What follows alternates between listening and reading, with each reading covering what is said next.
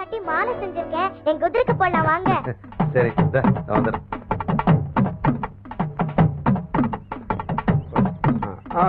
சரி சரி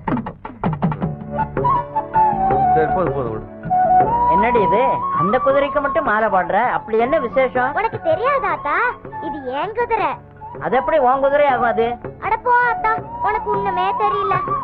நான் பிறக்கிறதுக்கு முன்னாடி எங்க அப்பா ஐயனார் கிட்ட வேண்டிக்கிட்டு இந்த குதிரையை செஞ்சாராம். அப்புறம் தான் நான் பிறந்தேனா.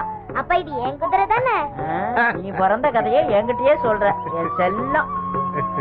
செந்தாமரை, நான் சொல்றேன்னு கோவிச்சுக்காத. கண்ணம்மாவும் பூங்காவனமும் ஒரு ஈடு தானே. இந்த புள்ள காலையில இருந்து எத்தனை வேலை செய்யுது. அதே மாதிரி கண்ணம்மாவும் செஞ்சா பின்னாடி உனக்கு ஒத்தாசையா இருக்கும்ல. அதுக்குதான் சொல்றேன். ஆமா சின்னம்மா. கண்ணம்மா தோப்புல பையங்களோட விளையாண்டிட்டு இருக்கா. நான் மண்ணல வான்னு கூப்பிட்டா அவ வரமாட்டேங்கிறா. அடியே சும்மா கடை. உன் சித்தப்பா முன்னாடி சொன்னா வெட்டிப்பிட்டு வரல வெட்டி.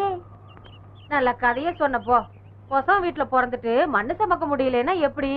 கலெக்டர் வேலை பாக்கணும்னா பள்ளிக்கூடத்துக்குள்ள போகணும். இப்படி ரெண்டும் இல்லாம ஆம்பளை பசங்களோட சுத்திக்கிட்டு இருக்கா. செந்தாமரை, நான் சொல்றேன்னு கோச்சுக்காத. நாளைக்கு உன் பொண்ணை கட்டி கொடுக்கறேன்னு வச்சுக்க. அந்த வீட்டுல உன் பொண்ணு வளர்ப்பு சரியில்லைன்னு எல்லாரும் ஓ மூஞ்சிலதான் காரி துப்புவாங்க. என்னங்கக்கா, நீங்க எல்லாரும் சேர்ந்து என்னையே தான் ஏசுறீங்க. அந்த மனுஷங்கிட்ட எவ்வளவு சொன்னாலும் காதுல போட்டுக்கிட்டா தானே. நான் என்ன பண்றது? நீ ஆத்த அழல ராட்சசியா? அது அழல அழல கேட்டு நெஞ்ச பதற பிச்சு தெரியுமாடி? இதுக்கெல்லாம் பதறதாக்கும். ஊரால எல்லாம் ஏசும் போது உனக்கு பதறாதே. எவன் என்னடி சொன்னா? என்ன சொன்னா? பொம்பளை பிள்ளைய இப்படியா வளர்க்கறதுன்னு காரி துப்புறாங்களே, உனக்கு உரைக்கல?